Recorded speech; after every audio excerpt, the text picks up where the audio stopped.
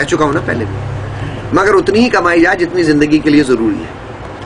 دیکھیے کشتی چلانے کے لیے یا کشتی چلنے کے لیے پانی ضروری ہوتا ہے نا، چلانے کے لیے یا چلنے کے لیے کشتی چلے گی تو پانی ضروری ہے نا، مگر یہ پانی کشتی کے نیچے ہو تو کشتی چلتی رہے گی، اور اگر یہ پانی کشتی میں داخل ہو جائے تو کشتی چلے گی نہیں بلکہ ڈوب جائے گی۔ اسی طرح دنیا اگر دل سے باہر ہے تو ٹھیک ہے، لیکن اگر دل میں دنیا یا دنیا کی محبت داخل ہو گئی، یعنی آپ نے دنیا کو کمانا اپنا اوڑھنا بچھونا بنا لیا تو کام خراب ہو گیا، آپ ڈوب جائیں گے۔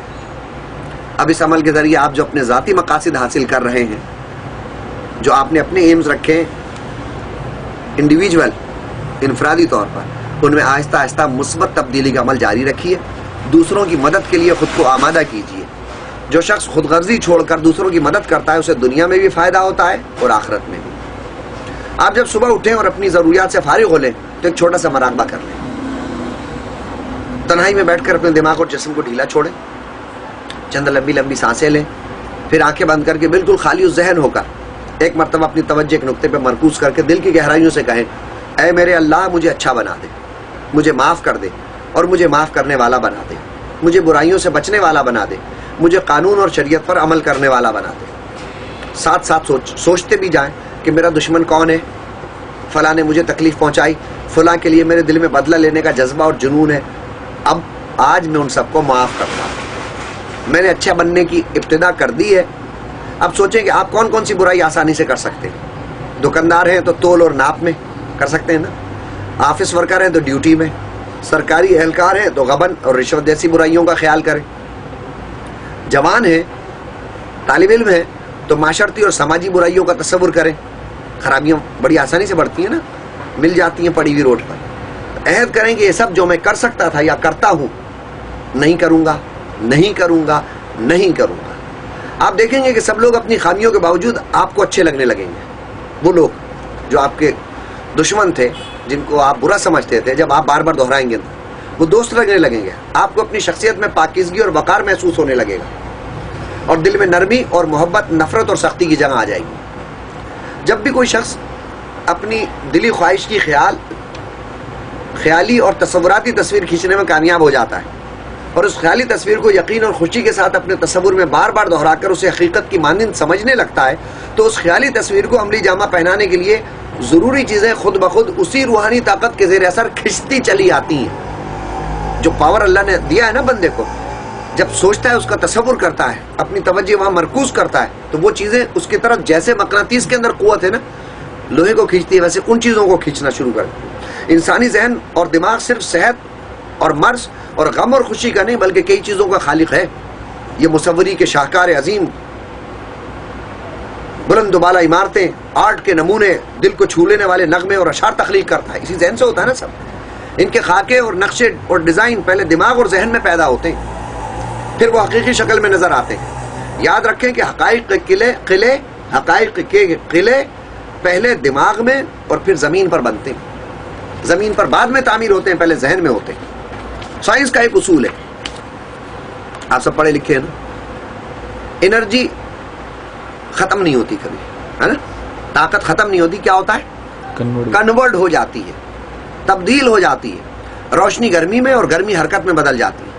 انسانی ذہن کی لہریں تصورات اور طاقتور خیالات بالآخر اپنا روپ مختلف شکلوں میں ڈھال لیتے ہیں اور تخیل سے حقیقت میں تبدیل ہو جاتے ہیں۔ زمین کی تمام تر خوبصورتی اور رونق کا ایک بڑا حصہ انسان سے،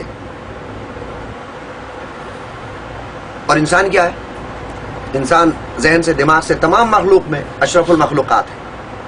اس کے پاس یہ ذہن، یہ دماغ، یہ عقل کہاں سے آئی؟ کیا یہ خود بخود بن گئی، پیدا ہو گئی، یا کہیں سے آ گئی؟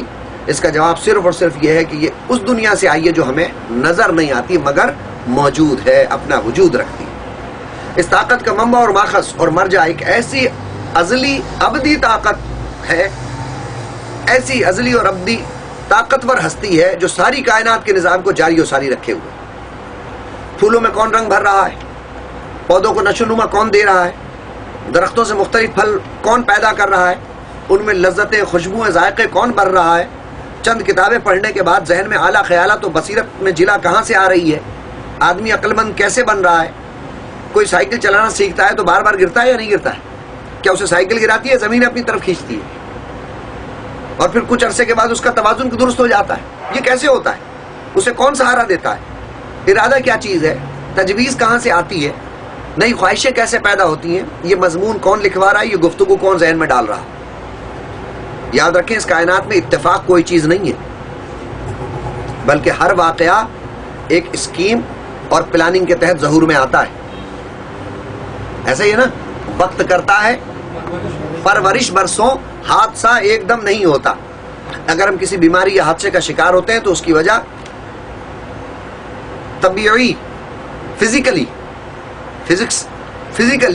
اخلاقی یا روحانی کسی بھی قانون کی خلاف ورزی ہوتی ہے. ایک کمزور کشتی کو سمندر کی طوفانی موجوں میں ڈال دینا فزکس کی خلاف ورزی ہے یا نہیں؟ لا قانونی مطلب جو فزکس کا قوانین ہے، جو طبیعی قوانین ہے کہ کمزور کشتی ہے، موجوں میں ڈال دو گے آپ، ٹوٹ پھوٹ جائے گی نا. اس کشتی کا ڈوب جانا یقینی ہے یا نہیں ہے؟ آگ میں کودنے کا لازمی نتیجہ کیا ہے؟ جلنا ہے. آگ اور جلنے کا رشتہ بالکل واضح ہے. دوسری طرف انسانی زندگی کچھ ایسے حوادث سے بھی دوچار ہوتی ہے جہاں اعمال و نتائج میں تعلق پیدا کرنا دشوار ہوتا ہے. مثلاً ایک غلط آدمی غلط کام کر کے اپنے اثر و رسوخ سے، قانون سے بچتا چلا جاتا ہے. عموماً ہوتا ہے نا، لیکن بالآخر کسی نہ کسی منزل پر اسے فالج ہو جاتا ہے یا کسی اور پریشانی میں مبتلا ہو جاتا ہے. عام لوگ یہی کہیں گے کہ اسے اپنے کیے کی سزا ملی، ایسا ہوتا ہے نا، لیکن یہ کوئی نہیں سمجھا سکے گا کہ کس قانون اور قاعدے کے تحت اس کی بدکاری فالج کی وجہ بنی. کون سا قاعدہ ہے، کون سا قانون؟ ہر بدکار کی زندگی میں ایسے حادثے آتے رہتے ہیں. گناہ اور دکھ، نیکی اور سکھ میں ایک ایسا رشتہ ضرور موجود ہے جسے ہم نہ دیکھ سکتے ہیں نہ سمجھ سکتے ہیں. عدل و انصاف قیامت پہ نہیں ہے موقوف، زندگی خود بھی گناہوں کی سزا دیتی. مان لیجئے کہ اس کائنات میں ایک ہستی ایسی ہے جو نظر نہ آنے کے باوجود ہر جگہ پر، ہر دنیا کے کونے کونے میں واقع موجود ہے. ہر واقعے میں، ہر جگہ پر موجود ہے. کسی بھی واقعے یا کسی چیز کی مادی صورت میں نمودار ہونے سے پہلے مخفی دنیا یا اسے روحانی دنیا کہیں، بالکل اس جیسا جوہر ایک سانچے، ایک خاکے یا ایک نقشے کی صورت میں موجود ہوتا ہے. دوسرے لفظوں میں مادی شکل سے پہلے ہر چیز کی روحانی صورت موجود ہوتی ہے. ذہن میں ہوتی ہے آدمی کے، لیکن جو چیزیں آدمی کے ذہن سے ماورا ہیں کسی اور ذہن میں ہوتی ہوں گی نا. وہ پودا کہ اس کو کیسے بڑا کرنا ہے، اس میں کیسے پتیاں نکلیں گی، اس میں کیسے شاخیں نکلیں گی، اس میں کب پھل ہوں گے، اس میں پھول کیسے لگیں گے، کہیں نہ کہیں ہے نا یہ خاکہ. اور وہی اس چیز کا اصل سانچہ ہے جس میں ڈھل کر حقیقی اور مادی صورت میں وہ تخیل ظاہر ہوگا. اکثر لوگ دعا کے قبول نہ ہونے کی شکایت کرتے ہیں، ہے نا. وہ کہتے ہیں کہ ہم عبادت بھی کرتے ہیں، دعا بھی مانگتے ہیں، مگر ہماری دعا قبول نہیں ہوتی. اس کی اصل وجہ یہ ہے کہ پہلے تو ان کا دعا کے متعلق تصور ہی غلط ہے. وہ سمجھتے ہیں کہ دعا کا قبول ہونا یا نہ قبول ہونا ان کے بس میں نہیں، جبکہ حقیقت یہ ہے کہ خدا کسی کی بھی دعا رد نہیں کرتا، واپس نہیں کرتا. وہ تو سراسر محبت ہے. وہ خود کہتا ہے ادعونی استجب لکم، تم دعا کرو میں قبول کروں گا. لیکن اگر ہم دعا کرتے وقت شک میں مبتلا ہو جائیں، جیسا کہ اکثر ہوتا ہے، تو دعا کمزور پڑ جاتی ہے. مانگنے کا مطلب ہے یقین اور ایمان کی قوت اور طاقت کے ساتھ مانگنا. اب یہ خاتون میرے پاس گلستان جوہر سے ایک بچے کو لے کر آئی.